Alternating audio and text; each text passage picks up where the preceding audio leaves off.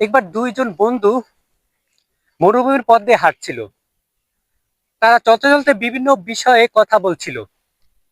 কথার এক পর্যায়ে তাদের মাঝে ঝগড়া হলো, এবং সে ঝগড়ায় প্রথম বন্ধুটি দ্বিতীয় বন্ধুকে একটি চড় মারলো। দ্বিতীয় বন্ধুটি কষ্ট পেল, কিন্তু প্রথম বন্ধুটিকে কিছুই বলল না। সে বালিতে লিখলো, আমার সবচেয়ে ভালো বন্ধু আজ আমাকে থাপ্পড় মেরেছে। তারপর আবার তারা হাঁটতে শুরু করলো।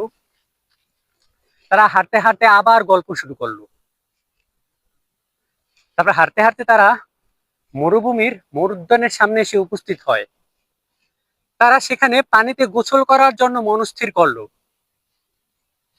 এমন সময়ে যে বন্ধুটি চড় মেরেছিল সে বন্ধুটি সামনে এগিয়েছিল, এবং যে বন্ধুটি চড় খেয়েছিল সে একসময় চোরাবালিতে আটকে যায় এবং নিচে ডুবতে শুরু করে। তখন প্রথম বন্ধুটি গিয়ে তাকে উদ্ধার করে। উদ্ধার হওয়ার পর দ্বিতীয় বন্ধুটি গিয়ে আবার পাথরের উপর লিখলো, আমার সবচেয়ে ভালো বন্ধু আজ আমার প্রাণ বাঁচিয়েছে। এটি দেখে প্রথম বন্ধু জিজ্ঞেস করলো, কিরে,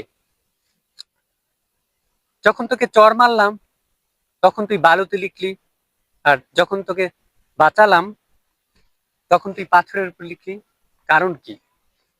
তখন প্রথম বন্ধুটি বলল, আমাদেরকে যখন কেউ কষ্ট দেয় তখন তা বালুতেই লেখা উচিত, কারণ যাতে ভালোবাসা এবং মায়ার বাতাসে তা মুছে যেতে পারে।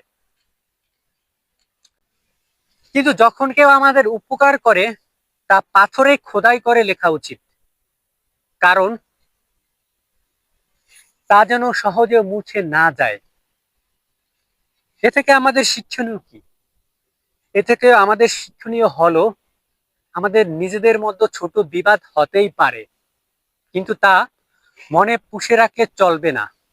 কারণ আমাদের বড় বড় বিপদগুলোতেই আমাদের কাছের মানুষগুলাই আমাদের সাহায্যের জন্য এগিয়ে আসে।